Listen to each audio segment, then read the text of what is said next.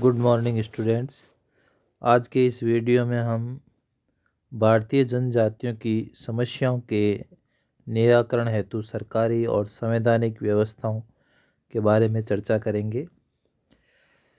भारत में स्वतंत्रता के पश्चात जब 26 जनवरी 1950 को संविधान को लागू करते समय ही ये बात सोची गई कि जनजातियों को समाज के विकास की मुख्य धारा में लाया जाएगा और उनके सामाजिक, आर्थिक और सांस्कृतिक उत्थान के लिए संविधान में कई सारे विशेष प्रावधान भी किए गए हैं। दोनों प्रकार के प्रावधान, चाहे वो संवैधानिक हों चाहे वो सरकारी स्तर पर किए जा रहे हों, उसमें उनको समाज की मुख्य धारा में लाने का जो भाव है वो दृष्टिगोचर होता है। कुछ संवैधानिक प्रावधानों को हम देखते हैं। संविधान के 16वें भाग के अनुच्छेद 330 और 332 के अनुसार केंद्र की लोकसभा तथा राज्यों की विधानसभाओं में जनजातियों के लिए उनकी जनसंख्या के आधार पर कुछ सीटें सुरक्षित कर दी गई हैं।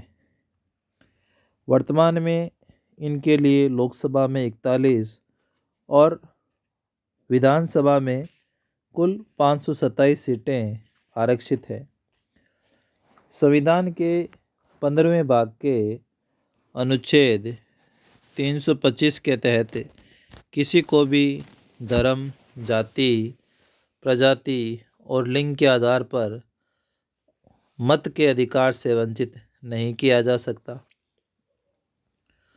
संविधान के 12वें भाग के अनुच्छेद 275 के तहत केंद्र सरकार राज्यों को जनजातीय कल्याण के लिए और उनके उचित प्रशासन के लिए विशेष धनराशि की सहायता देता है।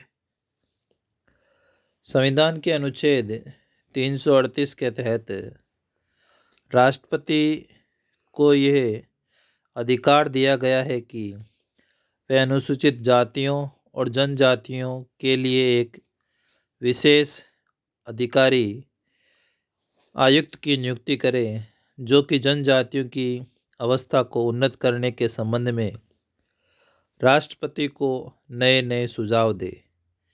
यह अधिकारी राष्ट्रपति को प्रतिवर्ष अपनी रिपोर्ट प्रस्तुत करता है।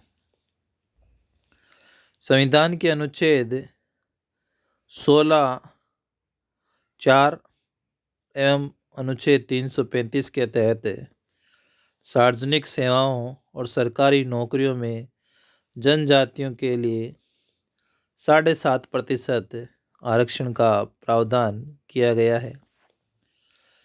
संविधान के अनुच्छेद 244 और 324 में कुछ राज्यों के राज्यपालों को जनजातियों के संदर्भ में विशेष अधिकार भी प्रदान किए गए हैं। संविधान के अनुच्छेद 244 और संविधान के भाग 6 के अनुच्छेद 164 के तहत आसाम की जनजातियों के लिए प्रादेशिक परिषद एवं बिहार, मध्य प्रदेश और उड़ीसा राज्य में जनजाति कल्याण मंत्रालय की स्थापना के प्रावधान भी रखे गए हैं। संविधान की 5वीं अनुसूची में जनजाति सलाहकार परिषद के गठन की व्यवस्था की गई है, जिसमें 20 सदस्य होंगे और 3/4 सदस्य राज्य की विधानसभाओं के जनजातियों से होंगे। संविधान के भाग 4 के अनुच्छेद 46 के तहत जनजातियों की शिक्षा की उन्नति के लिए और आर्थिक हितों की रक्षा के लिए विशेष ध्यान देना राज्यों का कर्तव्य माना गया है। इसमें नौकरियों का प्रार्थना पत्र देते समय आयु सीमा और शुल्क में छूट की भी व्यवस्था की गई है।